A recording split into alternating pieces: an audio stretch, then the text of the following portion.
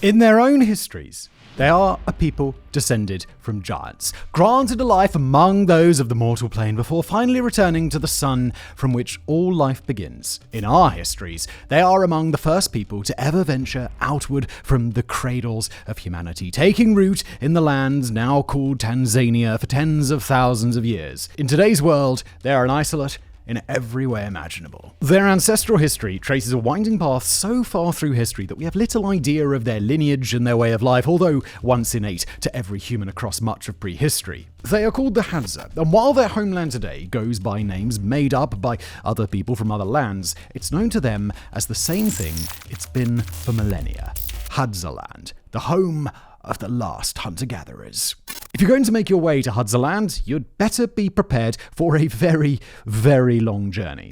If you, like many among our audience, are coming from the United States, you'll first need to cross an entire ocean and land in places as far afield as France, the Netherlands, Morocco, or Côte d'Ivoire. From there, you'll need to cross the African continent to places like Nairobi or Addis Ababa or Zanzibar. From there, you might find your way to the Tanzanian capital, Dar es Salaam, and start your journey overland. If you're lucky, you'll catch a twice-a-week train to the city of Arusha, a cramped, dusty, and altogether unpleasant experience that'll take you a full afternoon and night and through the next morning. Then you'll catch a taxi and begin the hours-long drive to Babati and then to Mabulu, and at that point, you're best off finding somebody with a dependable jeep. The next phase of the journey will take hours more, crawling across highlands and valleys, dodging swampland, until finally you reach the southeastern shores of Lake Eyasi, and your search for the Hadza can finally begin. If you're able to find them at all, you'll likely catch them in one of four places. They might be making camp on the southern end of Lake Eyasi, sandwiched in between the open water and the Yeda Valley swamplands to the east, or you might find them in the Mabulu Highlands, a vast plateau adjoined by a slow, stumbling cascade toward the lake's shores. Alternately, you might find them in the quiet lands west of the lake's southern tip, where little exists but their tribe, or if you're really lucky, you might even find them around the 6,000-strong town of Mangola, best known for being the so-called onion farm of Tanzania. We say lucky, because at least if you find them in Mangola, you might be able to sleep in slightly more comfortable accommodations than the Hadza prefer themselves. But then again, you might not find them anywhere. The Hadza are nomads, true hunter-gatherers, and they don't settle in one place for very long. They forage across a broad range everywhere from the fringes of the Serengeti Plains to the foothills of Mount Oldani to the bed of Lake Eyasi itself as it opens and expands during the dry season. The lake is nearly empty in the dry months and often less than a meter deep during even the wet season, an unreliable source of clean enough drinking water even at the best of times. Instead, the Hadza must keep pace with the movement of the land if they are to sustain themselves. Skilled in the use of bow and arrow, they break Tanzania's prohibitions on Serengeti hunting on a daily basis, although Tanzania has no intention of ever attempting to punish them for it. Alongside the meat they collect from their local prey animals, the impala and the waterfowl that call Lake Eyasi home, they forage for berries and bee honey, taking what they're able to and moving on with faith that the local stock will be replenished when they return. Of course, move through their range long enough and you're bound to come across the Hadza sometime. They don't travel as a single people, although with a total surviving population of no higher than 1,300, they probably could get by in one roving society if they wish to. Instead, individual bands among the Hadza rarely number more than 20 or 30 except in berry harvesting season. They're all across the landscape, rarely settling down for long, often hunting and foraging by themselves during the course of a day. Their movements, although not at the whims of the landscape, are dictated in large part by what their home communicates to them. When it's time to hunt game, when it's time to live off the vegetation, and when it's time to find and work together with their neighbors to survive the lean months. They claim no homes, they tend no fields, they own no livestock, and they make no stores of food, even small caches that might hold them over through lean periods. They are true hunter-gatherers in a time when nearly all people like them have long since disappeared. In the modern day, the Hadza are a fascinating cultural vestige, one that allows a rare, clear look into a largely prehistoric lifestyle. The Hadza's traditions, their customs, and their way of life have all been preserved remarkably well, so much so that they've been described by some sources as uniquely resistant to modernization, but not because of any hostility to the modern world. Unlike the uncontacted tribes of North Sentinel Island or the deep Amazon rainforest, the Hadza are a people keenly aware of the existence of an entire modern world beyond their lands. They don't prohibit their members from exploring it, visits or from traveling or even settling down in the local towns and villages that dot modern Tanzania. But nonetheless, their way of life persists in full view of the rest of the world, offering a unique look at how a hunter-gatherer community like the Hadza see themselves through their own eyes. The Hadza are vague about their own creation mythologies, with many details suspected to have been lost in translation and others remembered in different ways by different Hadza during various interviews over time. Like many aspects to Hadza life, their understanding and constructs of spirituality bear little resemblance to the major religions of today's world. Many Hadza, when asked by Westerners, don't seem to have a clear answer for the question of just how the Hadza people came to exist, and while anthropologists have reported Hadza mythologies that their people climbed down from the heavens on the necks of giraffes or the branches of the baobab tree, few Hadza seem to share this understanding of their own culture. The sun and moon do have corresponding deities in the form of beings called Ishoko and Seta respectively, and the Hadza do claim a third godlike being called Hain, who at least some researchers have indicated may correspond to the later introduction of the Christian god. But individual Hadza appear to have little consensus on how the three beings relate to each other, whether they have supernatural powers or control over the Hadza's world, or whether they have any sort of an afterlife, although many individual Hadza express a belief that when they die, they'll be returned to the sun. The group has no real religious doctrine, no clearly defined oral history past a few generations, and no shrines, religious sites, or anything of the kind.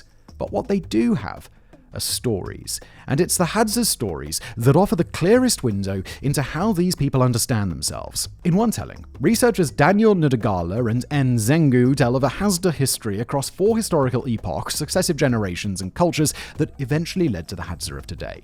In the first epoch, great hairy giants roamed the Hadza's ancestral land, hunting their prey by running after it until it fell down, making a life without tools or fire. In the second epoch, the giants lost their hair and learned to use fire as well as medicines and took to living in caves. The third epoch saw the Hadza people shrink to their current size, discover their neighbors, build bows and arrows, and learn both to assemble huts and to gamble. The fourth epoch is the one that the Hadza know today and can describe historically in their own way, going back generation after generation to place certain events. But the Hadza are not a people grounded in their oral histories or intent on showing fealty to traditions that dominated the lives of their forefathers. Instead, the traditions that seem to matter most are the ones that relate to the here and now. Manhood is a particularly important concept, known to the Hadza as epime, and achieved by young men usually in their early 20s who prove their maturity by killing large game. Epime men consume specially reserved parts of some of the Hadza's more powerful game, and must eat it only with other Epime men, but although the killing of large game is a rite of passage, it's not a necessary one. A man in his 30s is likely to become Epime even if that ritual is not complete. So too do the legends of the Hadza focus on their ancestral neighbors, the sedentary, agricultural Isanzu people, who the Hadza regard in their mythology as benevolent and sometimes even heroic allies. Their legends tell of giants who transformed lions from harmless animal neighbors into dangerous beings, and of cultural heroes across time who venture outward from Hadza territory and return with the wisdom and the goods of other nearby cultures. Modern Hadza society, to the extent that we can call it modern at all, is non-hierarchical, with no internal clan rivalries, no kings or chieftains, and no conception of their people as anything other than a sprawling extended family. Just about every Hadza can trace a kinship pathway to any other Hadza. Somebody's always somebody's uncle's wife, cousin, son's girlfriend, that sort of thing. Between individuals, there appears to be no real sense of individual status. An elderly person is treated with a bit more reverence. Epime men have their own privileges, but people of all mature ages and across all sexes are considered to be functionally equal. Each person within a Hadza band and each family unit is considered to be fundamentally independent, helped along by the fact that every adult man does eventually become a Epime and is considered able to hunt and forage on his own. Each band forms a small community with child-rearing responsibilities shared between the group regardless of gender or age of the caretaker or familial relation to the children. Decisions are made through group discussion. Small slights are generally dealt with quite expediently, and the few larger conflicts that do come up are usually solved when one disputing party voluntarily makes the decision to travel with another band. While the culture is mostly a monogamous one, that monogamy does not appear to be enforced, and partner couples are similarly free to live with a family of either person or go off on their own if they choose to do so. When it comes to the Hadza lifespan, historically, people haven't typically lived past the age of 40, although now adults are living more and more often into their elderly years. And when we say that the Hadza don't stay anywhere for long, we really do mean it. Hadza bands have a wide range of reasons to leave a place at any time. Not only do they need to keep up with the movement of water around their lands from season to season and the movement of prey animals with it, but they're inclined to frequently split up as needed and only sometimes expect that they might come back together anytime soon. A band will depart camp when somebody falls seriously ill, especially if they die, in hopes of avoiding whatever made that person sick. When there are berries and tubers to harvest, several bands might join together to pick and eat them, moving along when the harvest is done. When a large animal is killed far from camp, the camp will move to the animal rather than trying to move the animal to the camp. And sometimes the groups simply move around because they like to, exploring potential better hunting spots or looking to access an area they've not been to in a while. All they have will typically be carried on their backs from place to place, forming camps that can be assembled and taken apart again in the space of a day or less. For the Hadza, hunting is a work of art, often involving ambushes of game at a watering hole or long nighttime hunts that are done in pairs using poison-tipped arrows in the hopes of catching prey unawares. So too is foraging a well-developed skill, with foragers, particularly women, equipped with a range of tools to do their work. While most Hadza don't use or rely on hunting dogs, that's not a hard and fast rule either. Some, adopting the custom from neighbor tribes, use dogs that they're closely bonded with. And nor is the gender breakdown in hunting versus foraging set in stone either. Hadza women are welcome to bring home animals they catch, and if a man stumbles upon a tree overflowing with fruit, he's just as likely as his sister would be to bring some of it back home. And finally, there's one other fascinating part of Hadza society that bears looking into: their symbiotic relationship with one specific wild animal, the greater honeyguide. A woodpecker-like bird that lives all across sub-Saharan Africa, the greater honeyguide has picked up on the Hadza's tendency to forage for liquid honey in beehives that the birds cannot brave by themselves. Over the centuries, the Hadza and the greater honeyguide have developed a unique relationship. The honeyguide will use a specific chattering call to get the attention of Hadza foragers, while the Hadza will shout and whistle to attract a nearby honeyguide to help in their cause. The honeyguide leads the Hadza to a bee's nest, where the Hadza are more than happy to inundate the nest with smoke, chop into the nest, and acquire the honey that they're after. The bird, in return, gets precious beeswax. That's not to say that the exchange is fair exactly. Often the Hadza will hide or burn excess beeswax in hopes that the honeyguide won't have its hunger completely sated and will instead choose to solicit help from the Hadza again in the future. If the bird minds, it certainly doesn't say so. Instead, the Hadza and the honeyguide are frequent collaborators and have been for long enough that the honeyguide features prominently in Hadza storytelling. When we compare the Hadza to their global neighbors in the 21st century, it should go without saying that these are a highly unique group of people. But as it turns out, their uniqueness runs a lot deeper than even the Hadza could have known without 21st century technology to help out. In fact, the Hadza are among the most genetically unique people in the world. They are a pre-Bantu people, that is, an aboriginal population descended from the people who lived in Tanzania before something called the Bantu expansion. That expansion took place when a population that was probably first based in what is now modern-day southern Cameroon migrated across much of sub-Saharan Africa roughly 2,000 to 4,000 years ago.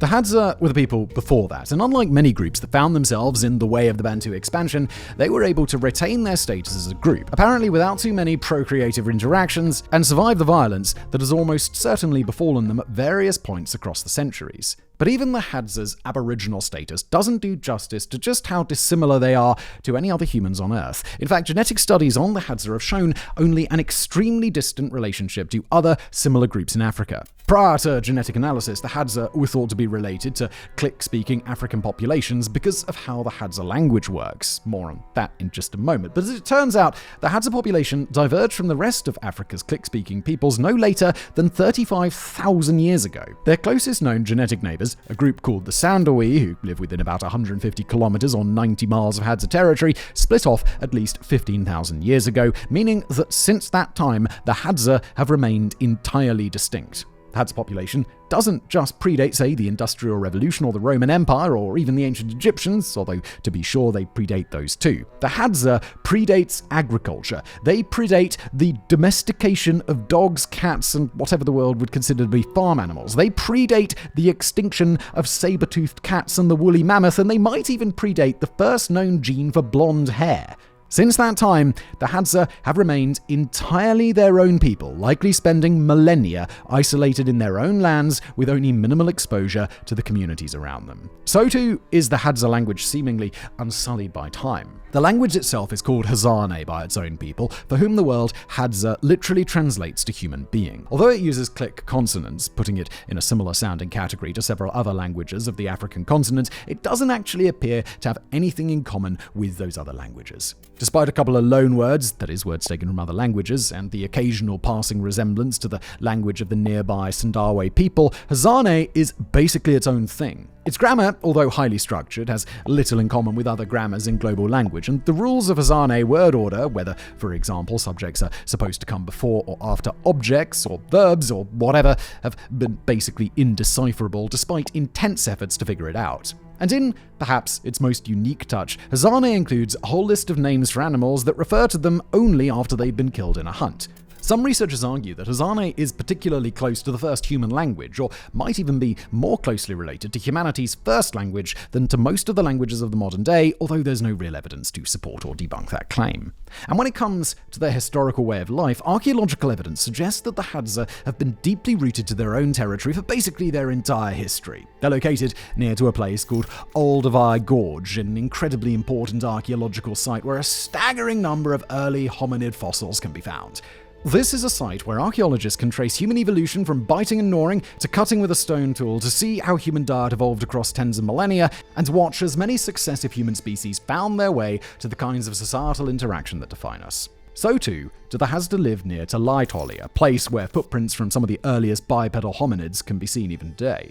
At a minimum, the Hadza's territory has been continually occupied for 50,000 years, with no reason to suggest that the Hadza's ancestors might have left and come back, instead of remaining and roving across their modern territory for innumerable generations. Because the Hadza are a people with no written language, they are also a people with no written history, but we can at least presume, with reasonable confidence, that their role in that history has been largely unchanged throughout time. Archaeologists and historians can trace a path for the Hadza through changes and migrations happening around them, the arrival of the Bantu, and thus of farmers with sophisticated tools and weapons around 1500 years ago, and the displacement of other hunter-gatherer groups around the Hadza who almost certainly would have had to integrate with the Bantu. We can rely on the history of the Hadza's more recent neighbors, like the generally friendly Isanzu, and also Hadza oral histories can recall periods of violence with other neighboring tribes and peoples. In particular, we know that the Hadza were hunted and killed at times as reprisals after they'd hunted other groups' livestock, since the notion of animal ownership was foreign to them.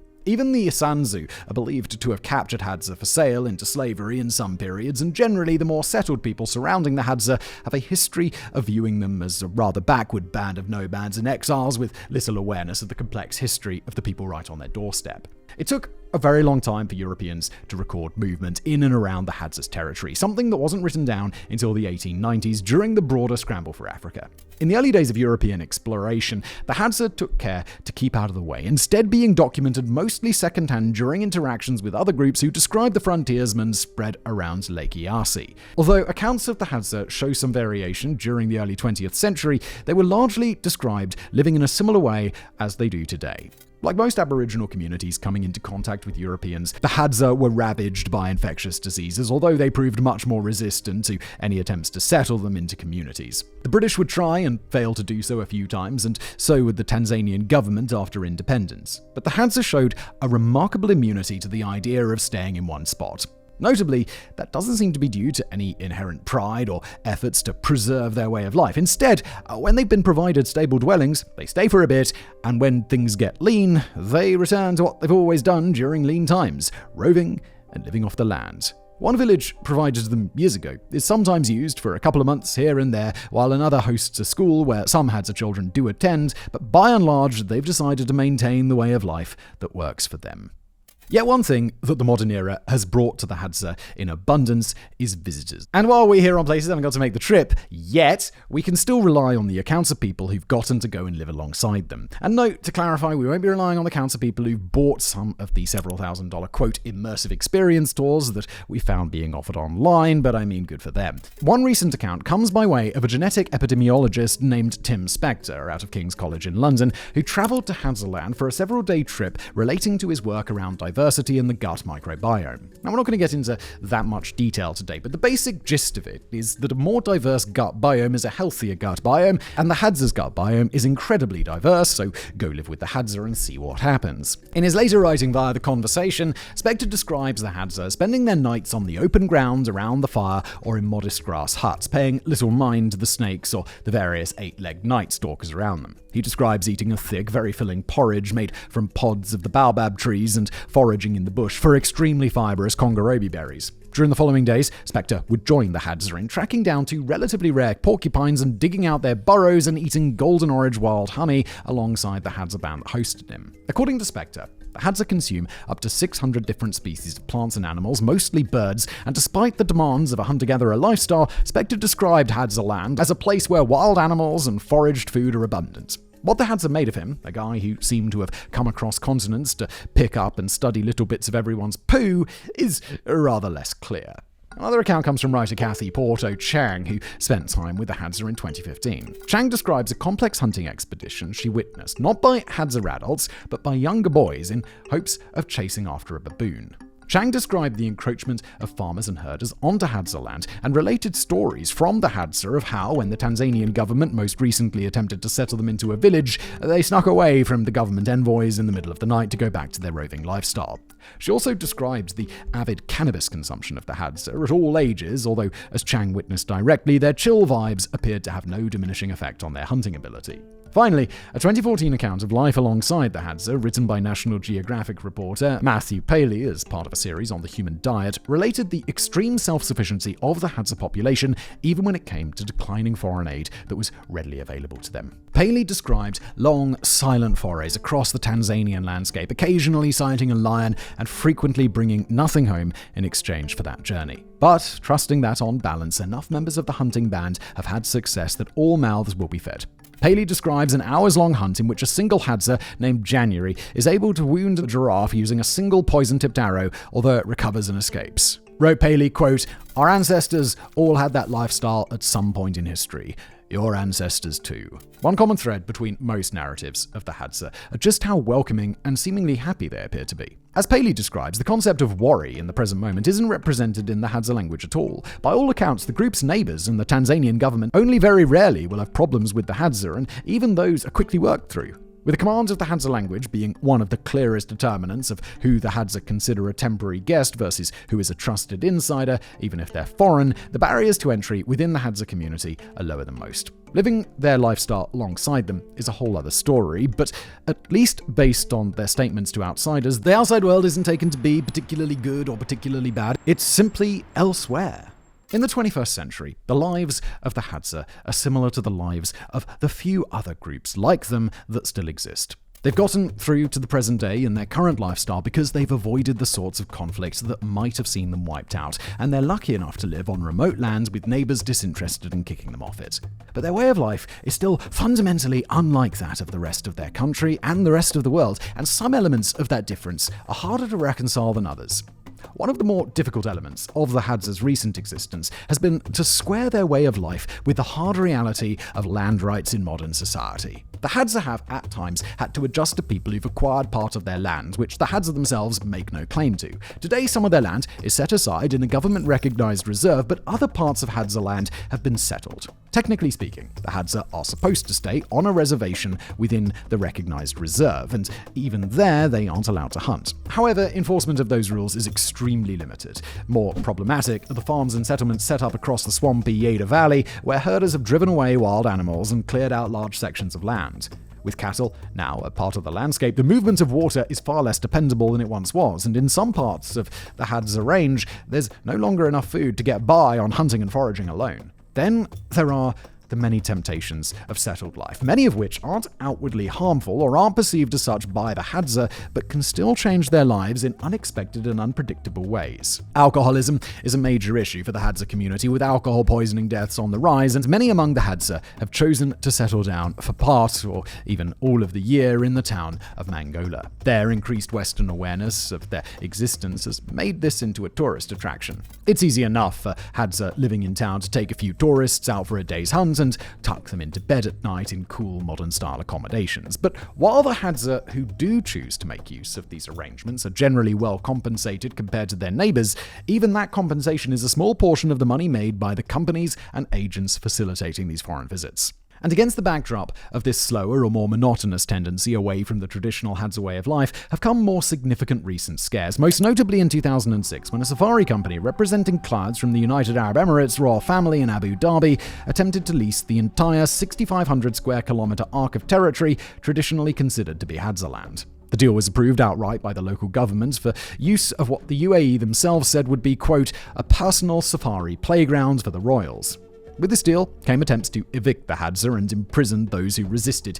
Despite the safari company's claims that the Hadza had been included in the process to lease the land, the Hadza community themselves made clear that that had not been the case. After an international media pressure campaign, the deal eventually fell through, and it was followed by legal action within Tanzania to at least take limited steps to prevent a similar incident in the future. But nonetheless, it was a clear signal of just how vulnerable the Hadza really are. So many elements of their way of life exist in a way that's fundamentally separate from the laws, customs, and way of life of the nation that claims them and their territory. With that largely extra-legal status comes a lack of clarity on just how badly the Hadza could be exploited if future leaders in Tanzania become less protective of the Hadza than the country's current leaders seem to be. Where the future of the Hadza is concerned, it's likely that the coming decades will be tougher, leaner, and even more tenuous for their culture than the last few have been. As their local climate continues to change, water is expected to become more scarce, making the regional ecosystem harder to sustain. Trends of pastoral encroachment on Hadza territory and Hadza openness to settlement are moving in a way that would make a constrained, even sedentary Hadza population more likely, not less. And without better, more sophisticated legal protections around their status, legal protections that the Hadza themselves seem disinterested in advocating, the community will likely lack the means to protect against future abuses when they come. After all, these are a people who still rely on bows and arrows as a means of defense and who still trust that they can disappear into the landscape. But there should be no confusion about who would win in a contest between the Hadza and the modern world if the modern world decides to place itself at odds with these people and their land.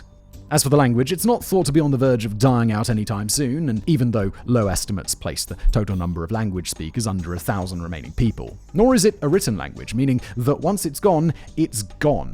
But although many Hadza can speak Tanzania's national language, Swahili, in the modern day, Hadzan is considered to be a vulnerable language at worst and nowhere near extinction. Not only is it still taught to most children, used in Hadza communities, and spoken throughout their life, but it also plays a distinct identity role as well. As we mentioned previously, whether or not a person speaks Hadzan is the primary determinant of whether or not they are considered to be Hadza. While that distinction is only good for as long as it matters, the Hadza identity is one that appears to be on track to survive for a very long time, regardless of whether the Hadza lifestyle survives with it. Make no mistake, the Hadza have proven themselves across time as one of the most hardy, resilient people in all of human history. In the modern day, they are a true isolate in every way, from their genetic code to their language to the way they interact with the world. We can hope, and we certainly hope very much, that the Hadza living on the shores of Lake Eyasi today will never have to consider themselves the last of their kind. But the question of whether Hadzaland and its people can survive in the way they choose has never been quite so dire as it is today. The last of the true hunter-gatherers still roam across our planet today, so let's hope they stick around for a long time to come.